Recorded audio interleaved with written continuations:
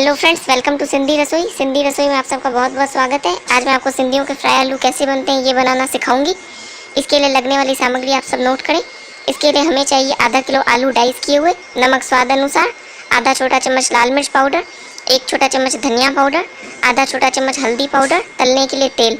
चलिए अब हम इसे बनाने की विधि स्टार्ट करते हैं। सबसे पहले आप आलूओं को डाइस कर लें। अब आप इसे 2-3 पानी से अच्छी तरह धो लें। एक कढ़ाई में आप तेल को गर्म होने रखें।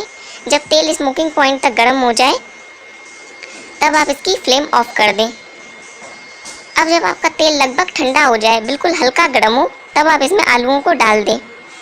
इसे अच्छी तरह मिला के धीमी आंच पर ढक्कन लगाकर रख दें। बीच बीच में आप इसे घुमाते रहें। आलूओं को गलने में लगभग 20 मिनट का समय लग जाता है। 15-20 मिनट के बाद जब आपके आलू अच्छी तरह गल जाएं, तब आप इसे तेल में से निकाल लें।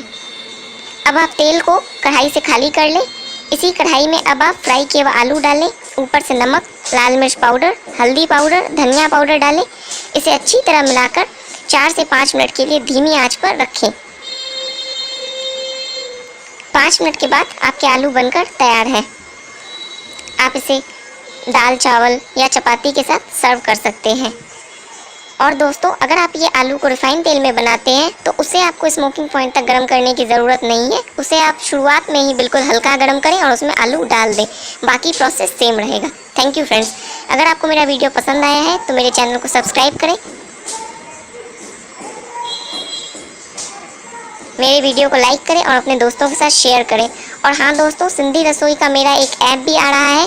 आप प्ले स्टोर से जाकर उसे भी डाउनलोड कर दें। इसकी लिंक मैंने डिस्क्रिप्शन बॉक्स में दे रखी है। Thank you friends.